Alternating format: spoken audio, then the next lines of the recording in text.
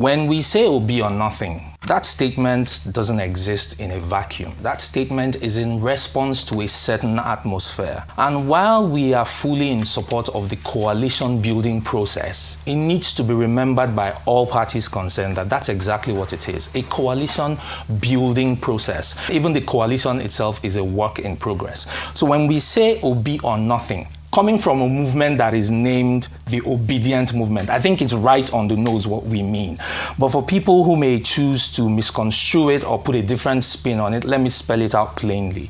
It is simply a statement that is affirmative of where we stand in the political process. We have chosen Peter Obi in the midst of so many players who have a right to run and who are capable of running. But a generation of Nigerians who were previously accused of being apathetic to politics, in the past few years, looked at the situation and really, in a very organic process, evolved to say, you know what, we want to be a part of this process. And in being a part of this process, we need to look at the playing field and determine who amongst these players best embodies the values that we have. And what are those values? Values that drive a Nigeria that works for everybody, not for some people.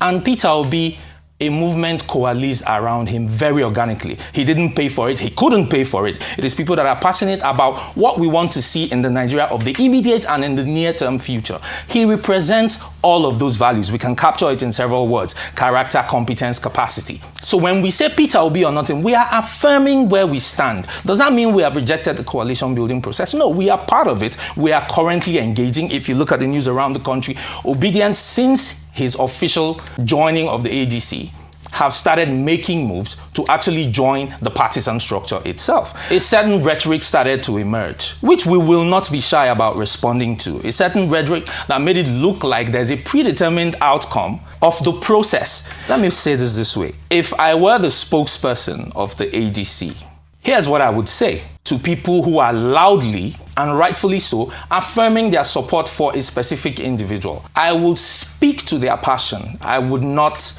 poo-poo it. I would harness that passion. I would seek to gain their trust. I would reassure them, because there is a trust deficit in this country in the political space. And people really are jaded about all that. And there's an uncompromising position about, you know what, we have to get this right. We do not want a country anymore where the aspirations of young people are centered around how to leave the country. So I would seek to gain trust with this demographic, because truly you do not have a lot of moral authority as far as these young people are concerned, and that's just the truth. I would seek to reassure that, hey, listen guys, we hear you, we understand you. Okay, so here's what we're going to do in this process. We're going to make it as transparent as possible, right? We're going to make sure that all voices are heard.